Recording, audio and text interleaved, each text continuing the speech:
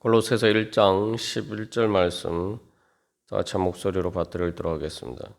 그의 영광의 힘을 따라 모든 능력으로 능하게 하시며 기쁨으로 모든 견딤과 오래 참음에 이르게 하시고 아멘.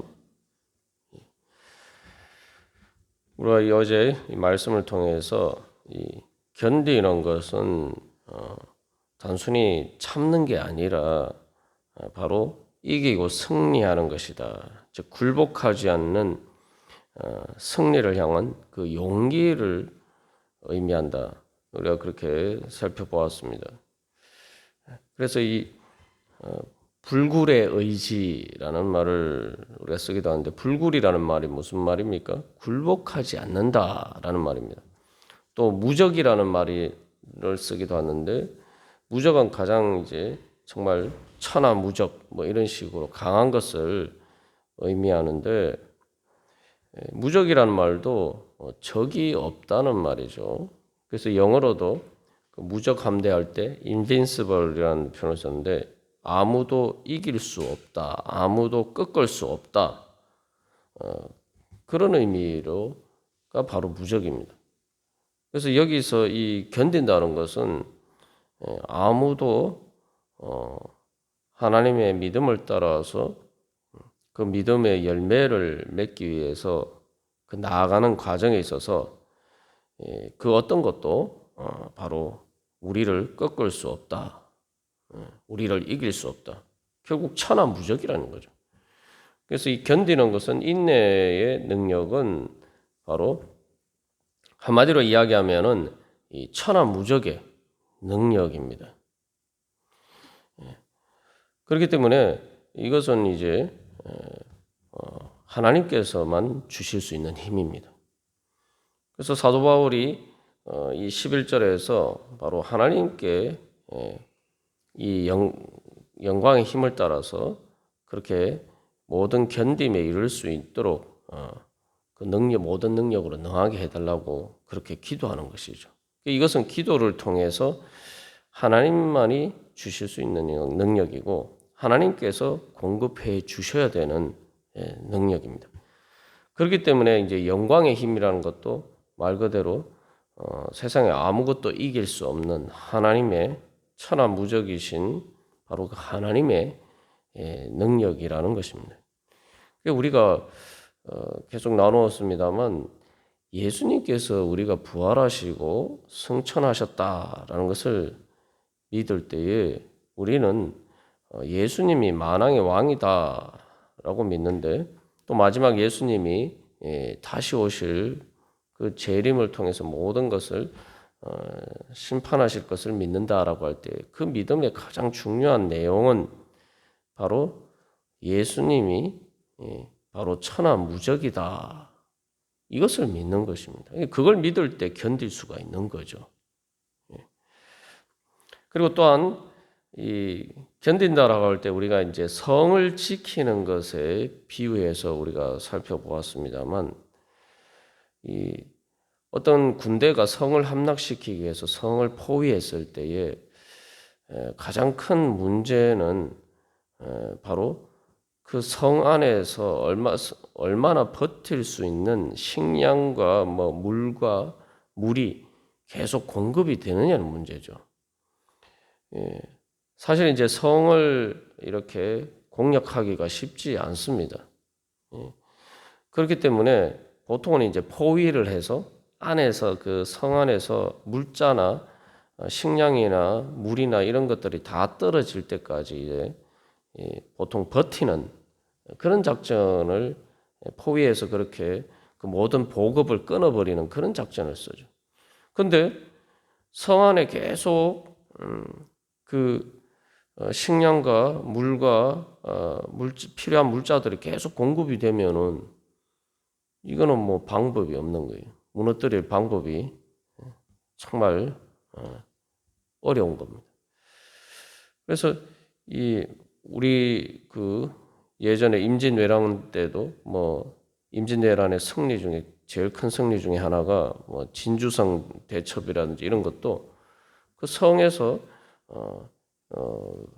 왜군의 2만 명 넘는 몇만 명 넘는 그런 왜군의 그런 포위 공격에도 불구하고 버텨서 오히려 이제 승리하게 되는 그런 일들을 우리가 역사에서도 목격하는데, 이게 특별히 사도 바울이 영광의 힘을 따라서 하나님께 능력을 구한다는 것은 아무리 우리에게 우리를 힘들고 지치게 만드는, 우리를 고갈시키는, 공격하는 그런 일들이 우리 외부에서 계속 우리에게 밀어 닥쳐도 우리가 그 모든 것을 감당하고 그 가운데서도 믿음으로 견디고 인내하고 버틸 수 있는 능력을 하나님께서 계속 공급해 주신다는 거죠. 그렇기 때문에 우리가 이길 수가 있는 것입니다. 그리고 하나님께서 공급해 주시는 능력이라는 것이 말 그대로 영광의 힘이기 때문에 이것은 뭐 끝이 없는 거예요. 무한한 공급이 이루어지는 것이죠. 그렇기 때문에 여기서 한 걸음 더 나아가서 단순히 견디는 것뿐만 아니라 뭐라고 이야기합니까? 기쁨으로라고 이야기하죠. 기쁨으로. 이게 바로 이제 성령 충만이죠. 단순히 견디는 것이 아니라 오히려 그 가운데에서 성령 충만해서 기뻐할 수가 있다는 겁니다. 이 기뻐할 수 있다는 것은 바로 그 모든 것을 견딜 수 있는 능력보다 더 크게 하나님께서 그 능력으로 우리를 채워주시기 때문이죠. 이게 바로 사도 바울이 구하는 겁니다. 사도 바울은 단순히 뭐 견딜 수 있도록 해달라 이렇게 구하는 것이 아니고 기쁨으로, 이제 성을 포위하고 공격하는 데 있어서 그 안에서 버티는데 단순히 근근히 이렇게 지탱하고 연명할 수 있는 정도뿐만 아니라 오히려 풍족하게 넉넉하게 풍요를 누리면서 살 수 있을 정도로 하나님께서 공급을 해주신다는 거죠. 우리가 이 기도하는 가운데 바로 성령의 은혜를 경험할 때 이것이 무슨 말인지 우리는 실제로 경험하게 됩니다. 환경의 모든 것들이 우리를 고갈시키는 것보다 더 크게 채워주시는 하나님의 은혜. 우리가 그걸 믿고 기도를 해야 돼요. 말 그대로 근데 여기서 우리가 그것을 믿어야 됩니다. 믿고 구해야 됩니다. 우리는 어떤 생각을 가지고 있냐면은 내 환경의 문제가 지금 뭐 이 외부의 공격이라는 어떤 환경의 문제가 해결되어야지 나는 기뻐할 수 있다. 행복할 수 있다. 우리가 그런 식으로만 생각하면은 이 하나님의 은혜를 구하는 모든 것을 견딜 수 있는 능력의 의미를 우리가 제대로 깨달아 알 수가 없습니다. 환경이 하나도 변하지 않아도 하나님이 성령님을 통해서 내 안에 채워주시면은 내가 기뻐할 수 있다. 실제로 기쁠 수가 있다. 그래서 내가 그 공급함을 얻으면은 내 마음에서부터 힘을 얻고 그것을 통해서 이제 힘차게 일어나서 그것을 버티는 가운데뿐만 아니라 이제 그 환경을 내가 변화시킬 수 있는 그런 능력을 얻게 되는 것이죠. 그래서 이 견딤에 대해서 이야기를 할 때 원래 이제 뭐 예수를 믿지 않는 세상에서도 철학이나 뭐 이런 것에서 정말 특별히 이때 당시에 스토아학과 같은 그러한 철학자들도 소크라테스가 죽을 때에 의연했던 그 모습처럼 그런 모습들을 이제 칭송하고 그렇게 했습니다. 그게 정말 성인으로서 정말 훌륭한 사람들의 위인들의 그러한 모습이다 이렇게 생각했지만 중요한 것은 그것은 존경받을 수 있는 일이지만 그것을 따를 수 있는 일이다라고는 사람들이 쉽게 생각하지 못했다는 거죠. 그런데 예수를 믿는 사람들의 특징은 단순히 그렇게 의연하게 그 모든 것을 맞을 뿐만 아니라 오히려 그 가운데서도 기뻐할 수가 있었다. 대표적인 예가 사도 바울이 감옥에서 그 사도행전에 보면은 빌립보의 감옥에서 신라와 함께 감옥에 갇혔을 때에 그 감옥에서 이제 찬양하는 모습이 나옵니다. 그래서 이 지금 골로새서도 사실은 이제 사도 바울이 이제 감옥에서 보내는 서신이에요. 이게 그 사도 바울의 상황을 생각해 보면은 사실 골로새 교인들보다 바울이 더 지금 어려운 상황에 있는데 감옥에 지금 갇힌 사람이 무슨 영광의 힘을 따라서 모든 능력으로 능하게 하시며 뭐 이런 이야기를 하니까 조금 인간적으로 생각하면은 참 이게 말이 안 맞다 뭐 이렇게 생각할 수도 있는데 사도 바울은 오히려 골로새 교회 교인들에게 기쁨으로 모든 견딘과 오래 참음에 이르게 하시기를 너희가 그렇게 되기를 내가 기도한다. 이렇게 이야기를 하고 있는 것입니다. 그래서 이것은 우리가 바로 그 하나님께서 주시는 은혜를 믿어야 됩니다. 우리가 지난번에도 욥에 대해서도 여러 번 나누었습니다만 하나님께서 욥의 생명을 건드리지 마라 이렇게 말씀하셨는데 하나님께서는 바로 우리가 사탄의 악한 권세가 세상의 악한 것들이 우리의 영혼을 죽이고 또 우리의 생명을 죽이는 자리까지 우리를 공격할 수 없도록 하나님께서는 우리에게 울타리를 쳐주십니다. 마치 성벽으로 울타리 쳐지는 것처럼. 그러면 거기서 지지 않고 그 성 안에서 그 모든 것을 이기고 버티면은 결국은 승리하게 되는 거죠. 그래서 뭐 이 조금 문맥이 다르다라고 할 수도 있습니다만 잠언에서도 마음을 지키는 자가 성을 지키는 자보다 성을 얻는 것보다 더 큰 것이다라고는 말씀이 이제 그런 것이죠. 여기 신약적인 개념으로 적용하면은 믿음을 지키는 것. 어떤 어려운 상황에서도 믿음이 흔들리지 않고 믿음을 지키는 것이 바로 견디는 것이죠.